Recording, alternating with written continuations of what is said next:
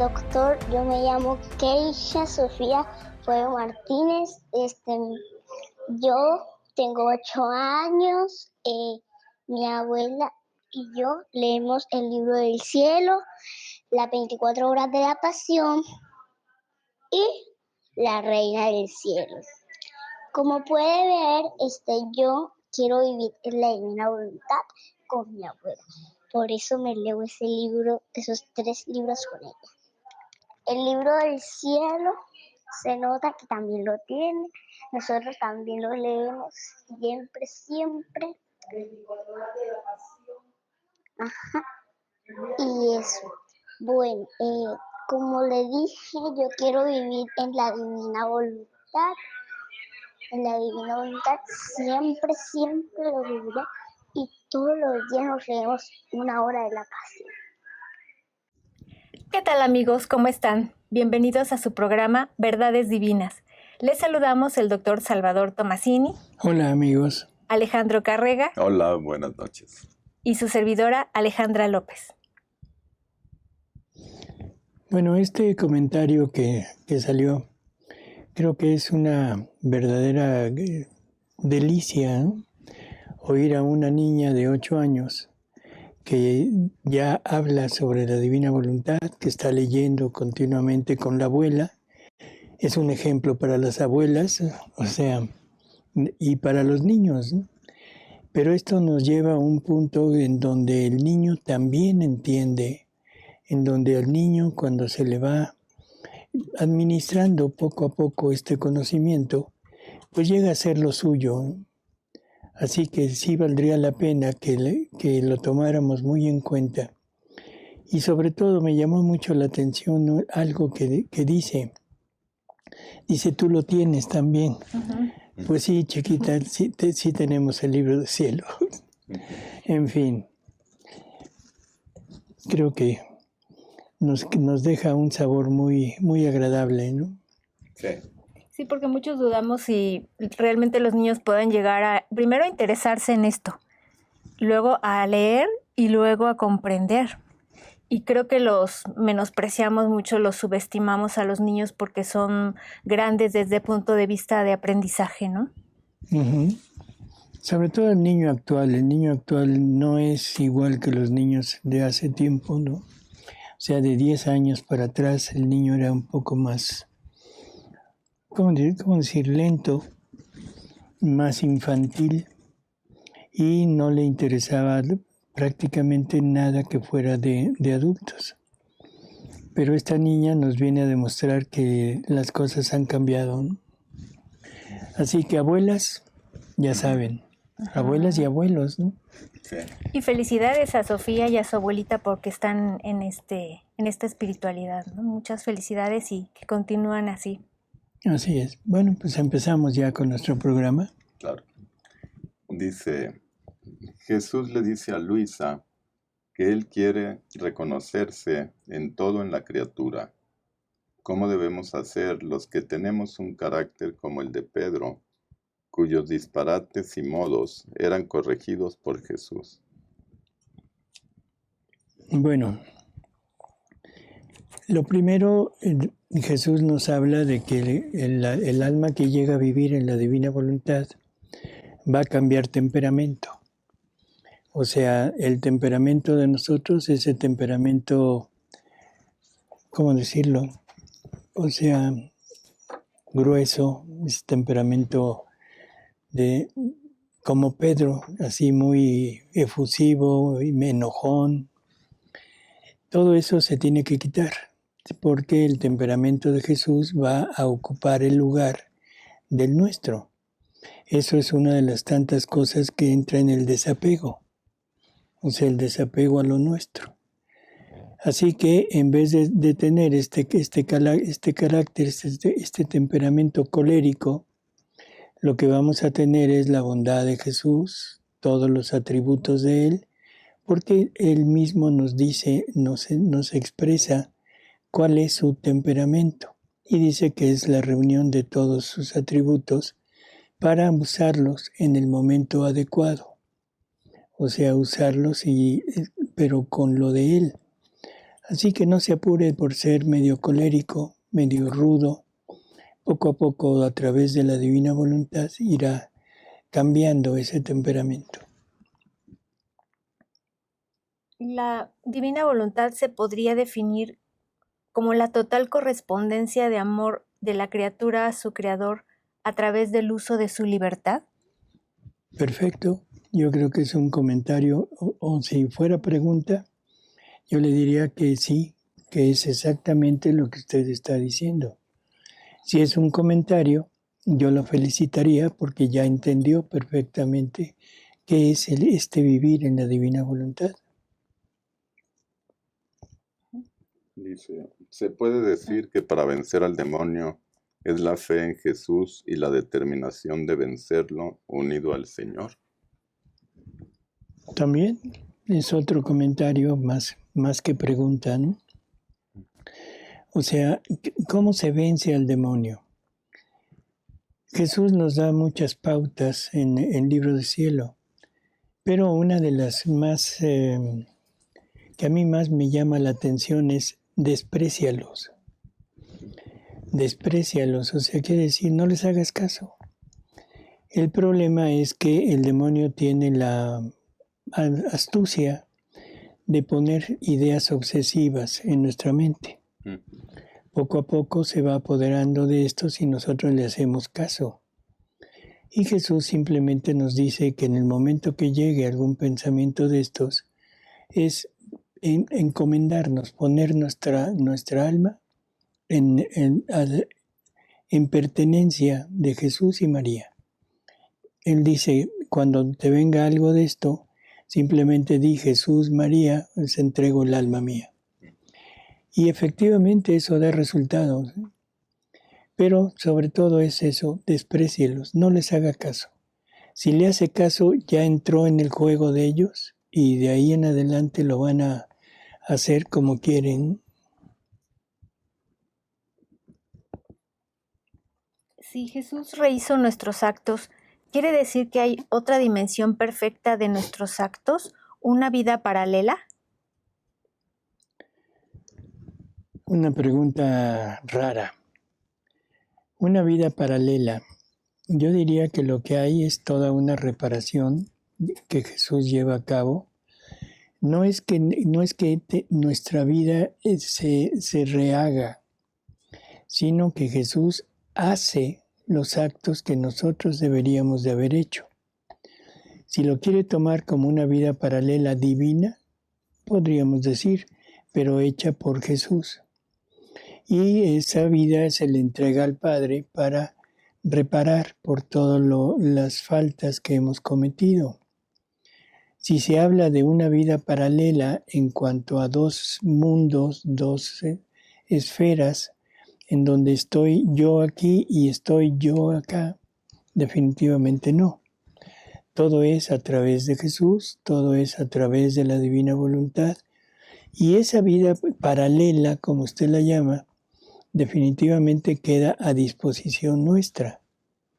Si nosotros, entrando en la divina voluntad, nos adentramos y empezamos a vivir en la divina voluntad, eso que Jesús hizo se vuelve vida mía. ¿Sí? Creo que es lo que le podría yo decir. Dice, la enfermedad es producto de una emoción distorsionada, un sentimiento que no es divino. Jesús y María nunca enfermaron. María ni siquiera sufrió dolores de parto. El COVID es por falta de fe, de amor a Dios. Dime qué te duele y te diré qué emoción niegas. Es un Pues como comentario. No, definitivamente este comentario está totalmente desviado, ¿sí? Las enfermedades, o sea que son naturales, son por causa de haber perdido la impasibilidad. O sea, la impasibilidad es uno de los dones tanto preternaturales como sobrenaturales. O sea, la incapacidad de sufrir algún deterioro, algún daño, en fin. Cuando Adán desobedece, pierde estos dones.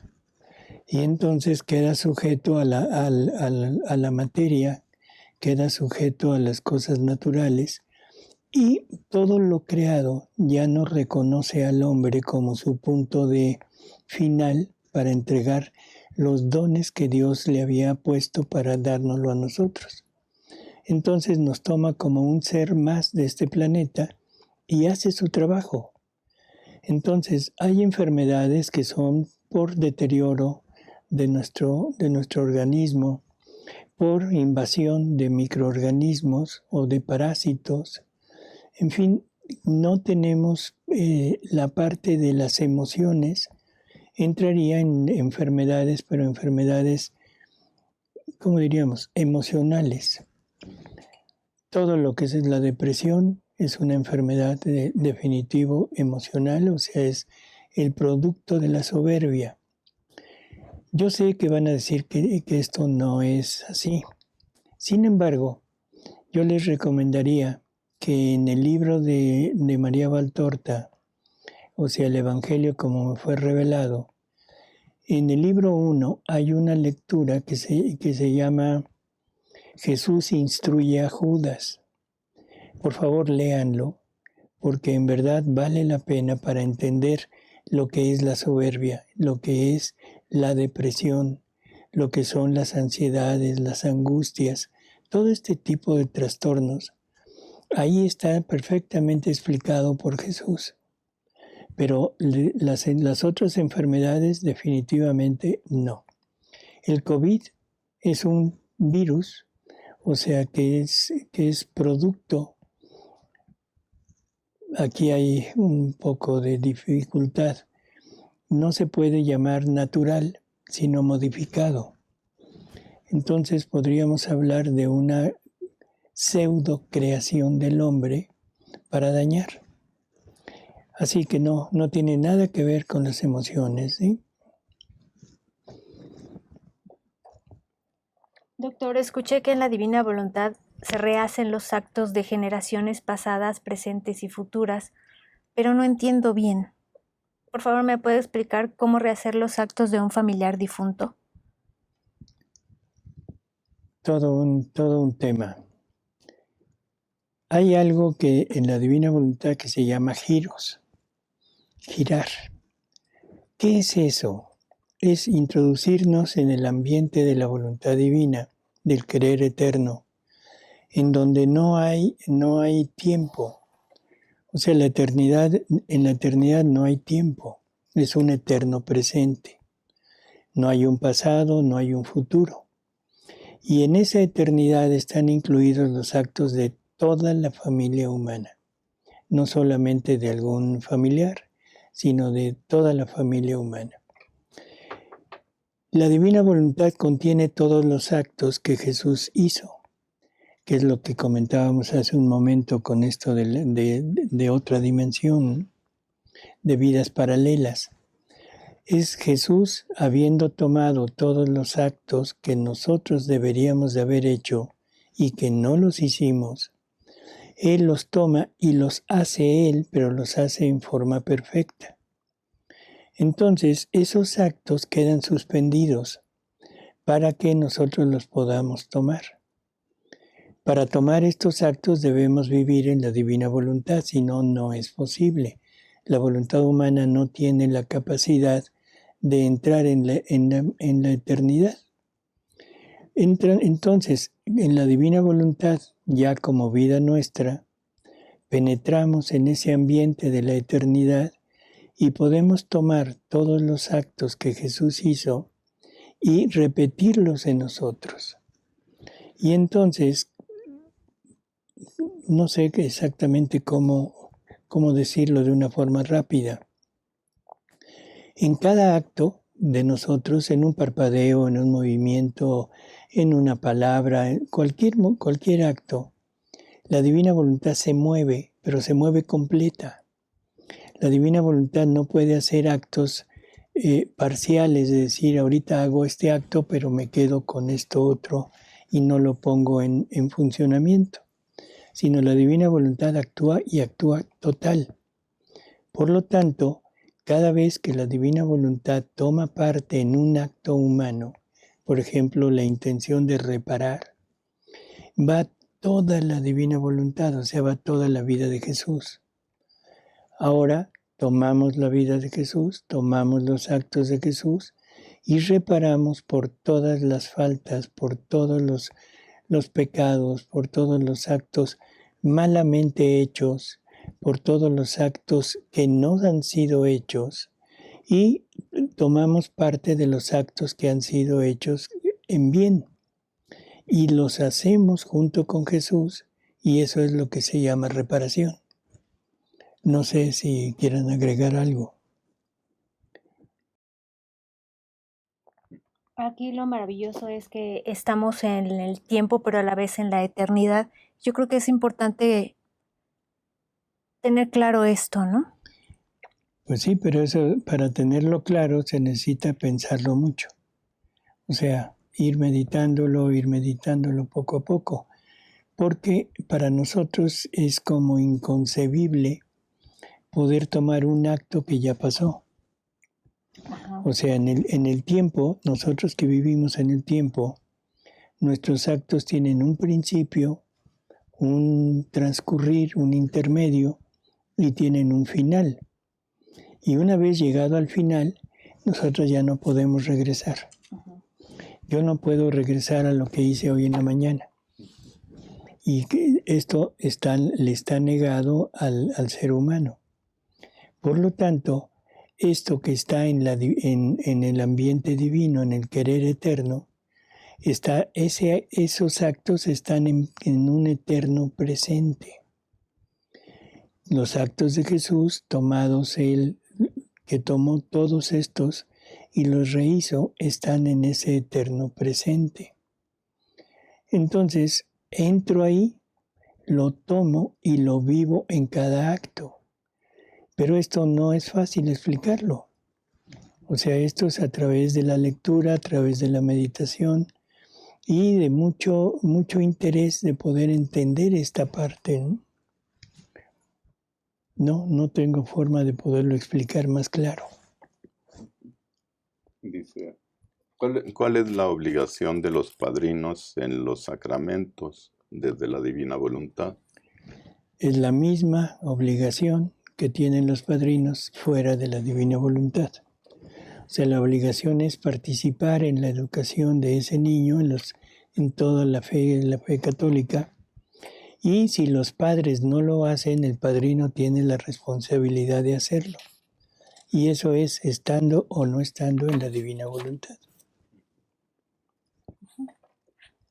Doctor, ¿solo venimos a sufrir? ¿A que se nos contraríe en todos los sentidos y nunca ser felices?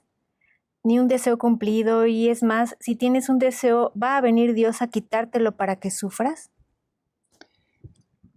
Qué concepción tan errada del actuar de Dios.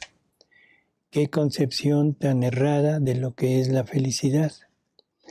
O sea, recordemos que el hombre, al ser creado, fue creado a imagen y semejanza de Dios en su Hijo Jesucristo.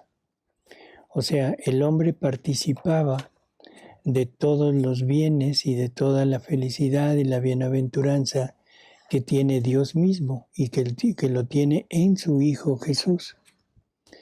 Pero esto era por la participación de la vida divina. Cuando Adán desobedece, sale de este ambiente y pierde todos los dones que le habían sido dados, como dijimos hace unos momentos, dones preternaturales, que son los dones de la naturaleza angélica, y dones sobrenaturales, que son dones de la naturaleza divina. Entonces pierde esos dones, pierde el mantenerse en la felicidad y en la bienaventuranza que Dios quería que tuviéramos continuamente, y se queda nada más con la parte material. La parte material nos fue dada para poder renunciar a ella como un acto de decir sí. O sea, porque todo esto que Dios nos había dotado no era forzado, no era algo impuesto, sino era algo voluntario que nosotros deberíamos de haber aceptado, pero voluntariamente. Entonces, para aceptar eso, si lo tengo como única opción, no puedo decir que no. Pero debo tener una parte que no congenie con esto, que sea parte de mi propia naturaleza y con lo cual yo deba de evaluar qué me conviene, qué es lo que más deseo y unirme a esa parte. El hombre se decidió por la parte humana, la ausencia de Dios en su vida. Por lo tanto, ahora hemos vivido, de ahí en adelante, hemos vivido dándole vida a la parte humana. Y lógico, a través de los siglos, a través de los milenios, se ha ido deteriorando la poca idea que teníamos todavía de Dios.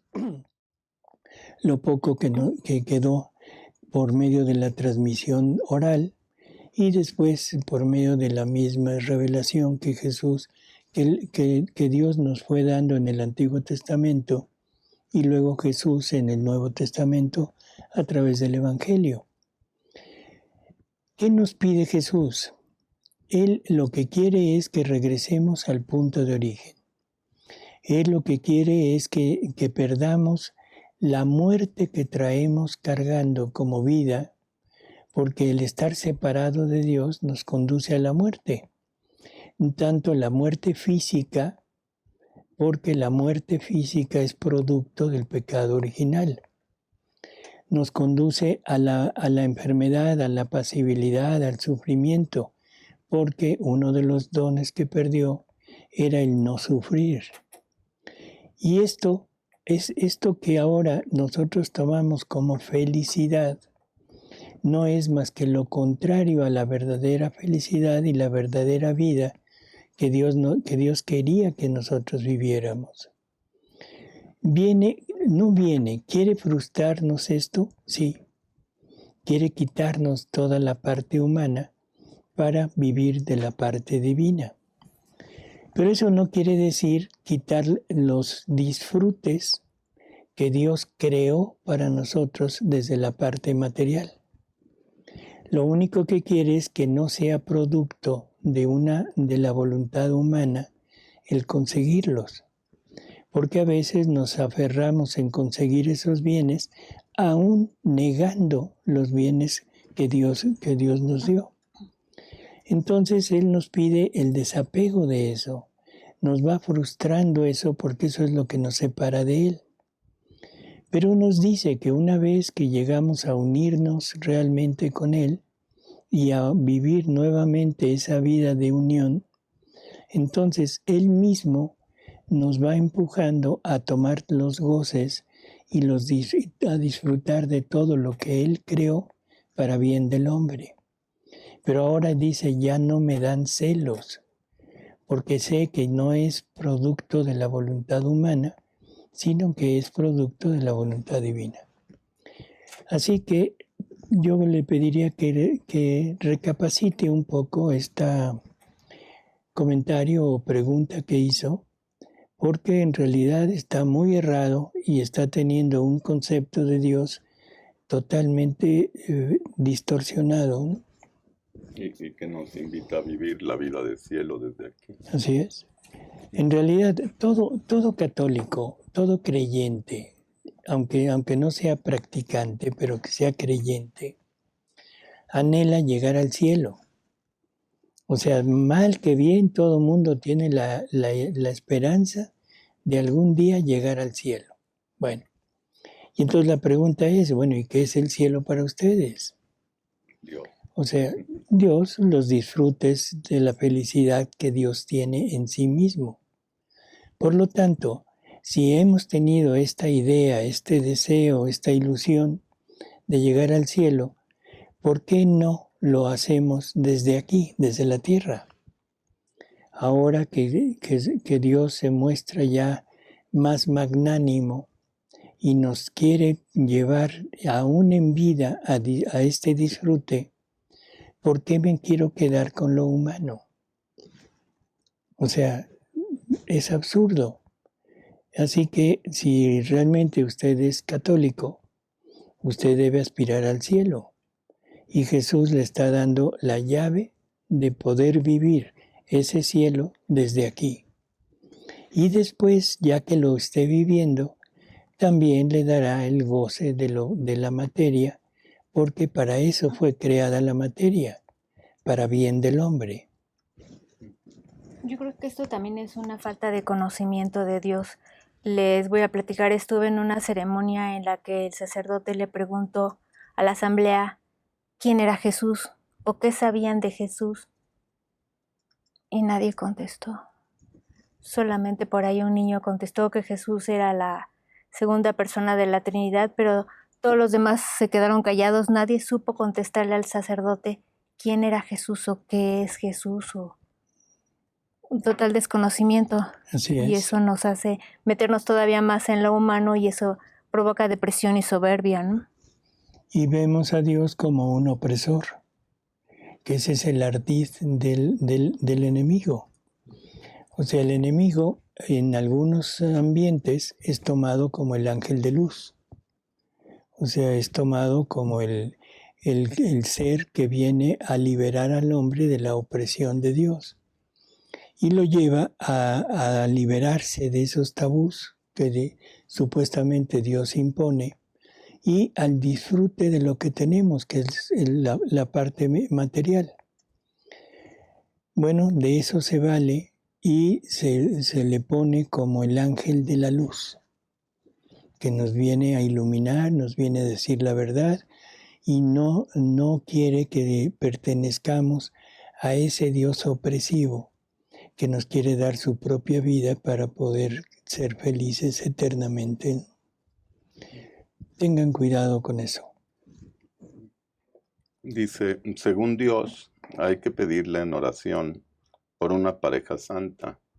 Y dentro de las escrituras hay personas que Dios predestinó desde la eternidad. Entonces el Señor tiene todo planificado. Curiosas preguntas.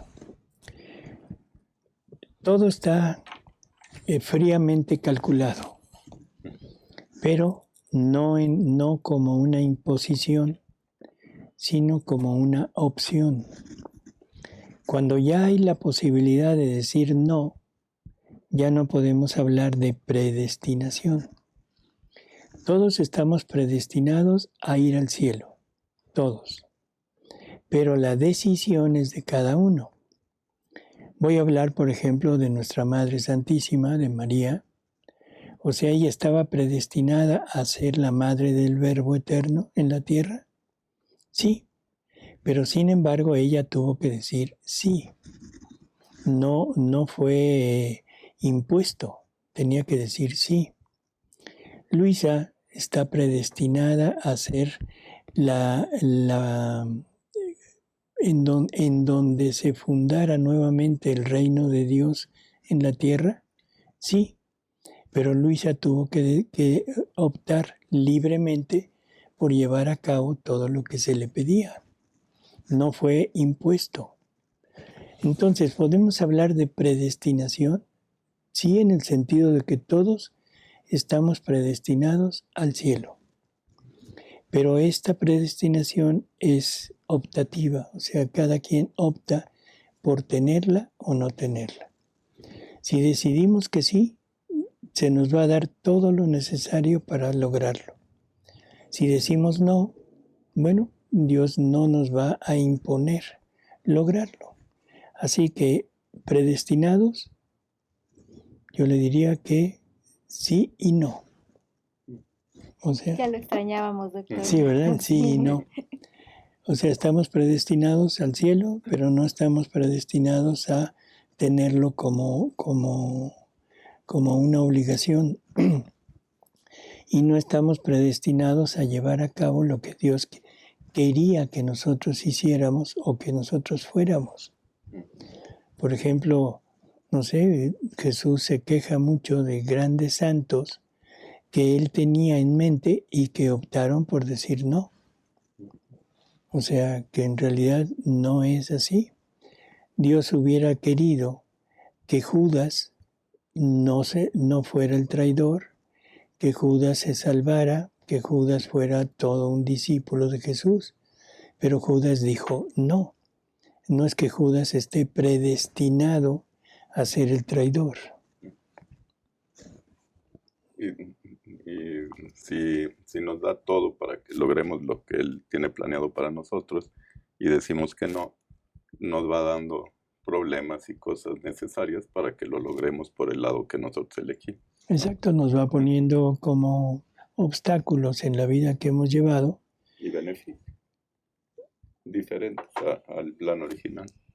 No. Por eso yo diría que son obstáculos para que el hombre vaya recapacitando y a través de eso empiece a repensar en la parte que Dios le quería dar. Sí, para que no nos salgamos del camino. Así es. Que no perdamos de vista el cielo, ¿no? Y de la otra forma, si nosotros seguimos el camino que Él nos propone, que Él quiere, ¿nos va abriendo puertas? Claro. O sea, entre más te entregas, entre más te acercas, con mayor abundancia te llegan dones, gracias, conocimiento, para que vayas progresando tanto en el conocimiento como en la vida que Él desea.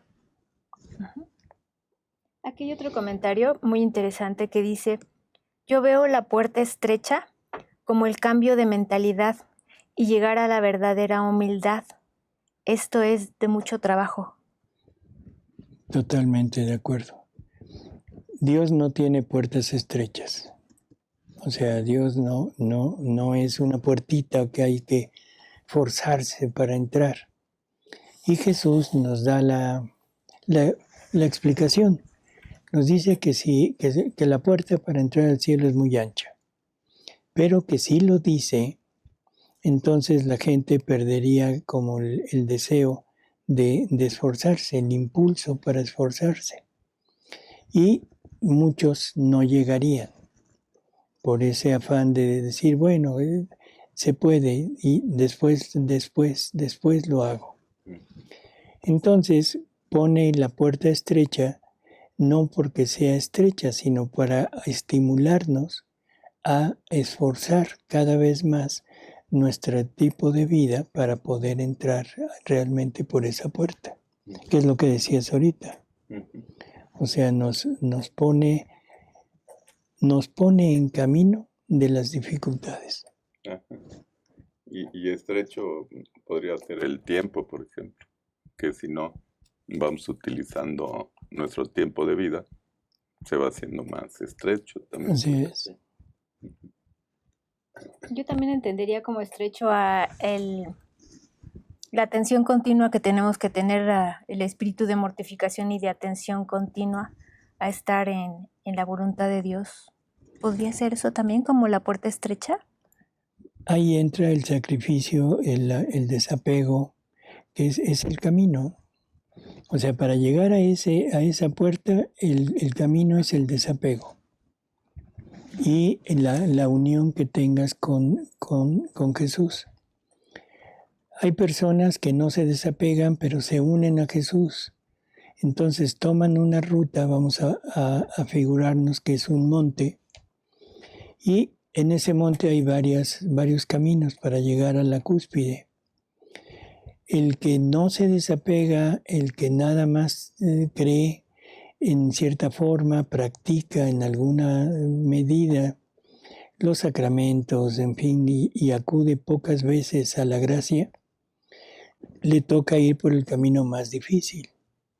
Y ese camino difícil lo puede llevar a lugares que son peligrosísimos, desfiladeros, barrancos que tiene que escalar y que es muy fácil incluso perder la vida en eso.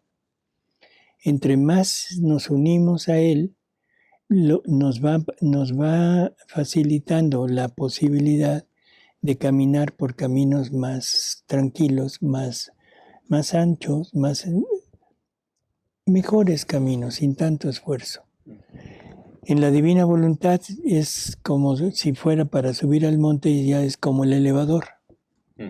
ya no necesitan caminar, sino que la propia divina voluntad lleva a la criatura hasta allá. Pero para llegar a ese elevador es necesario renunciar a todo lo que llevamos. Y lo que llevamos es nuestra mochilita de vida humana. Pero el elevador nada más tiene una capacidad de peso. Sí. Entonces es un elevador personal, mi peso de mi cuerpo. Si llevo algo extra, el elevador ya no funciona. Se queda uno en la PB. En la PB o en el S, Sí. en el sótano. Avanza para atrás. Dice, doctor, ¿se puede vivir en la divina voluntad con otros carismas? No entiendo. O sea, en la divina voluntad se tiene todo, completamente todo. O sea, en la divina voluntad se tiene la vida divina. Los carismas son participaciones de la vida divina a determinadas criaturas. Por lo tanto, el alma que llega a vivir en la divina voluntad contiene todos los carismas. Cuando alguien se quiere aferrar a un carisma X específico, entonces ahí entra el problema de cuál es la razón de querer permanecer en eso. Y generalmente la razón es la voluntad humana. La voluntad humana que se apega por gusto, por conveniencia, en fin, algo que lo lleva a estar en ese lugar. Si el pertenecer a ese carisma ya no es por el carisma, sino es por llevar a las personas que comparten con él aquel medio y compartir con ellos lo de la divina voluntad, estaría bien. Pero ya no es el interés de estar en el carisma X, porque eso es lo que me conviene, eso es lo que me gusta, eso es lo que le gusta a Dios, en fin. Esto es algo que nunca acostumbramos pensar. ¿Por qué siempre le queremos dar a Dios lo que nosotros queremos y no le preguntamos lo que Él quiere? Y lo que Él quiere en la actualidad, o sea, ya abiertamente nos lo ha dicho, es que abandonemos todo para obtener el todo, que es Él mismo. Así que se puede vivir con algún carisma, se puede vivir con todos los carismas unidos en la divina voluntad, en la vida divina. Lo importante es creerlo. Así es.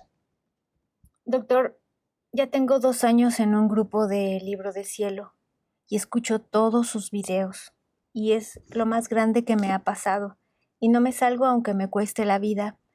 ¿Qué me falta para vivir en la divina voluntad? Nada,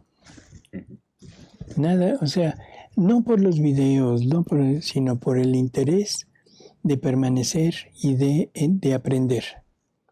Porque una persona que está continuamente en la lectura, que está continuamente meditando, que está hoy escuchando, participando de pláticas, en fin, sobre divina voluntad, es una persona que ya se convenció de que este es el camino, como lo dice, ¿no?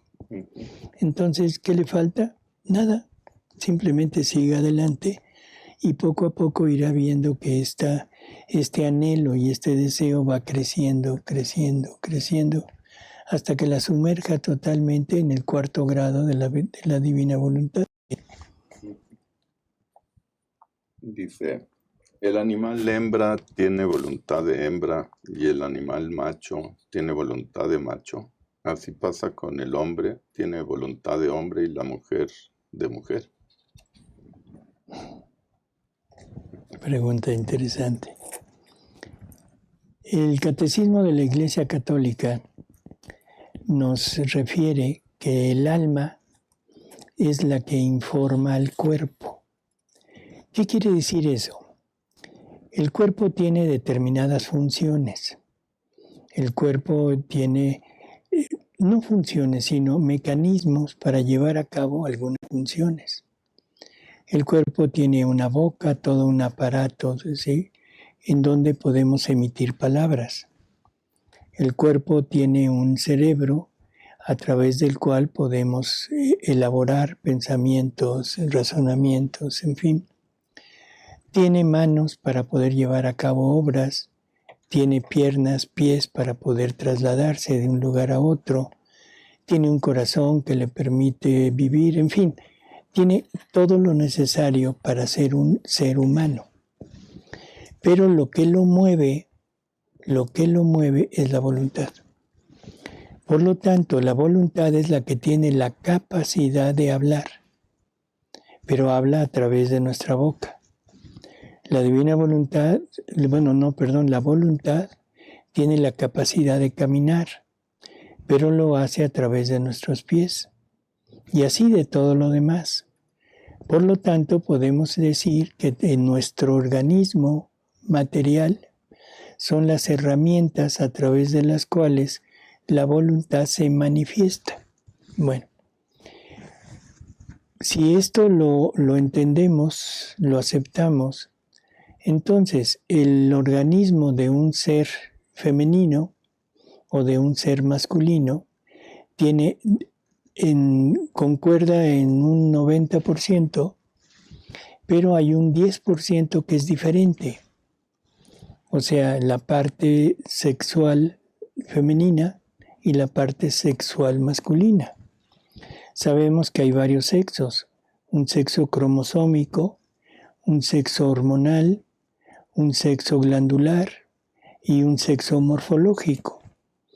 Por lo tanto, tenemos estas características. La voluntad tiene la capacidad de llevar a cabo acciones a través de estos mecanismos, de estas herramientas. Por lo tanto, la voluntad de un hombre tiene actitudes y acciones diferentes de la voluntad que tiene una mujer, una voluntad en una mujer. ¿Podríamos decir que es una voluntad masculina y una voluntad femenina?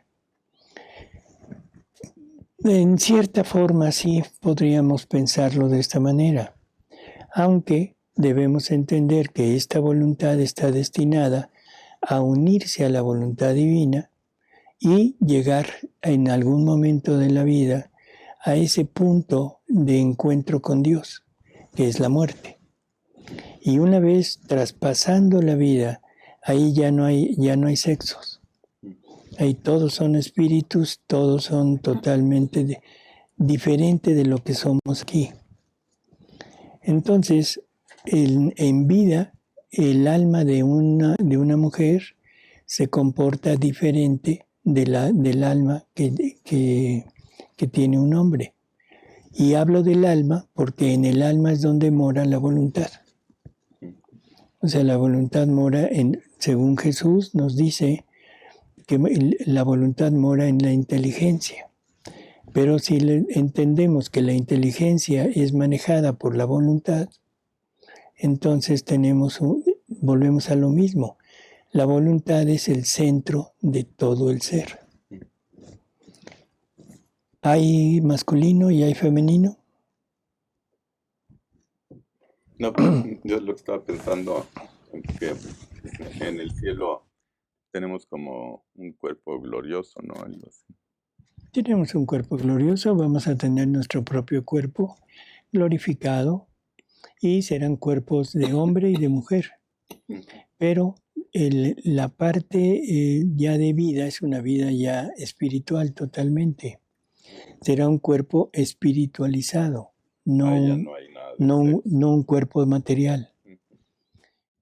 Bueno, entonces yo creo que con esto podemos solucionar esta cuestión, ¿no?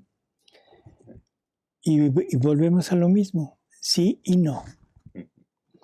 Sí, desde el punto de vista de que el alma, la voluntad, informa al cuerpo, le da las funciones al cuerpo, y entonces una voluntad que está en un cuerpo masculino tendrá que llevar a cabo las funciones de un cuerpo masculino.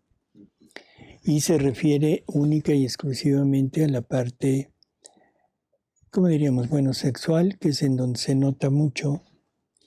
También debido a las hormonas, a los productos hormonales, la mentalidad del hombre es diferente. El hombre es más racional y la mujer es más sentimental. O sea, y esto creo que es sabido de todo mundo. Por lo tanto, el alma, la voluntad que tiene esa persona es diferente de la otra persona. Está teniendo actitudes, obras, acciones diferentes.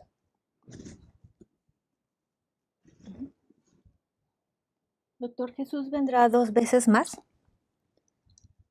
Las venidas de Jesús son 3.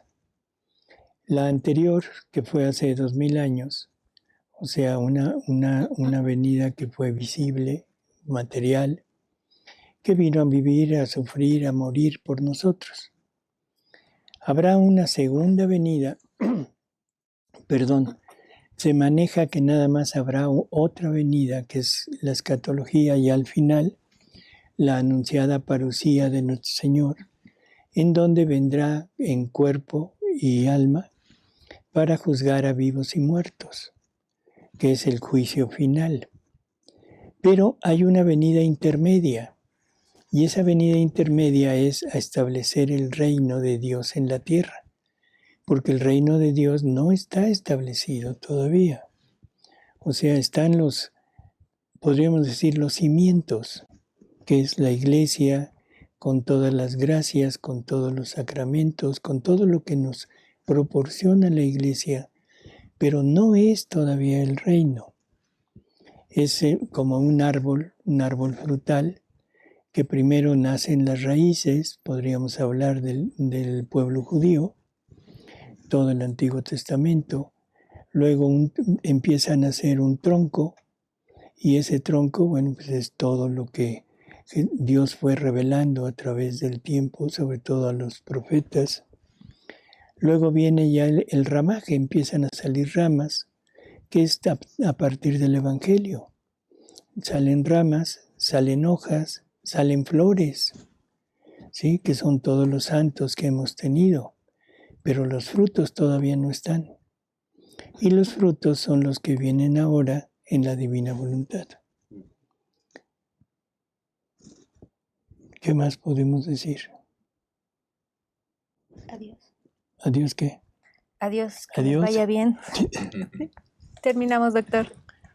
Bueno. Pues amigos, muchísimas gracias por haber estado con nosotros. Y hoy sí fueron preguntas medio raras, no raras, sino difíciles, porque son conceptos que no se pueden explicar, no se puede decir, mira, esto es así. Sino son conceptos, vuelvo a repetirlo, donde hay que meditar mucho, donde hay que profundizar, sobre todo en los conocimientos. Así que más bien la respuesta la obtendrán ustedes solos a través de la lectura. Bueno, amigos, simplemente para despedirnos, o sea, les queremos hacer un anuncio.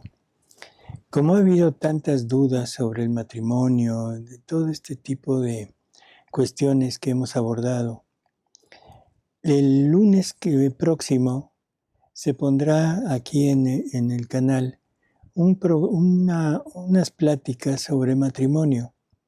Son pláticas que se dieron en un retiro en Argentina, pero que vale la pena escucharlo, ¿sí? Y quizá con eso se disipen mucho más las dudas que tenemos sobre esto. Ahora sí, hasta luego, amigos. Pero no va a ser en vez del programa, ¿verdad? No, o sea, el programa va a ser igual, pero se va a subir junto con...